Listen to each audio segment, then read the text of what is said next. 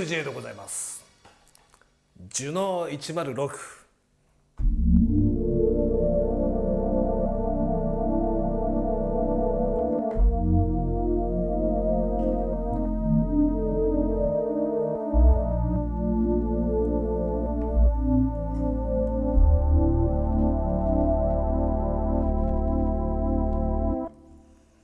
なかなかね、これも極上品でございますね。このジュノー106、見てわかるように、プログラムできるこのポリフォニックシンセサイザーなんだけども、DCO っていうくらいだからデジタルのオシレーターなんですね。それをアナログ制御していろんな音が出ると。でプログラムできると。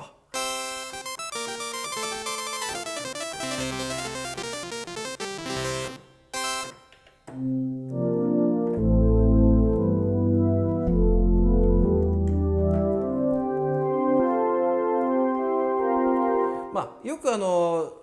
UK のテクノシーンだとか、トランスだとかそういう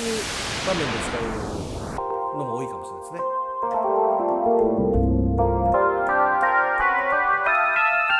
音の秘密としてはね、そんなにぶっとい音ではないんだけども、オケに入るとなんていうの、存在感のある音っていうかね、そんな感じでございますね。じゃあパネルでちょっと音を説明していきましょうか。何の変哲もない音が出てますけど、ここが BCO のセクションで、レンジが変わりますね。基本的に1系統なんだけども、ここにサブオシレーターがあって1オクターブ下のK波が混ぜ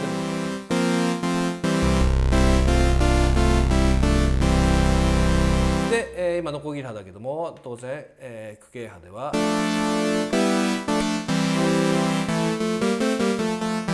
LFO でパルスワイズモデレーションで、さらに、区形波とノコギリ波をミックスすることもできますね。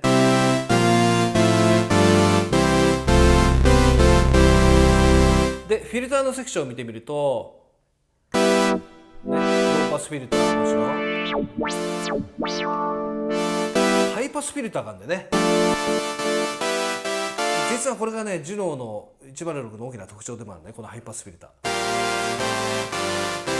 ごっそり色を削るんだけども、これがまたオケの中に入るとね、気持ちいい感じになるん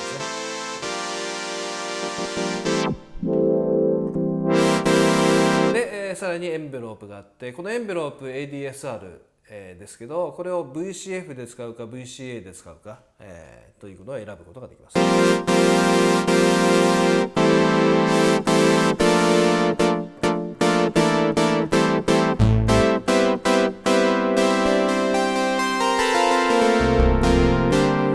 面白いのがここにあるね、ポリの1、2っていうのがあるんだけど、これ今1だと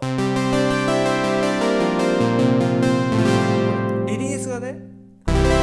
のボイスの分残ってるんだけども、2にすると、次に弾いたらね、消すんだよね。リトリガーするっていうか、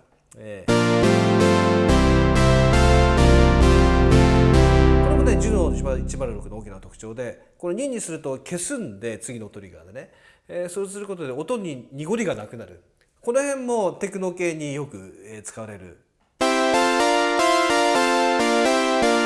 フレーズも同じフレーズをこうやって弾くと1だと濁るでしょ、やっぱね、そういう大きな特徴もありますね。で、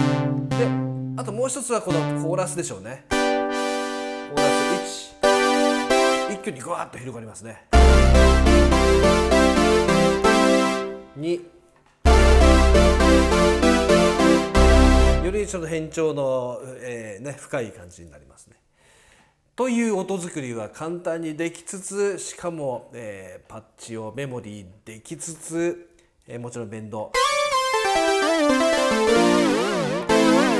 で、ポルタメント、ポリフォニックのポルタメント。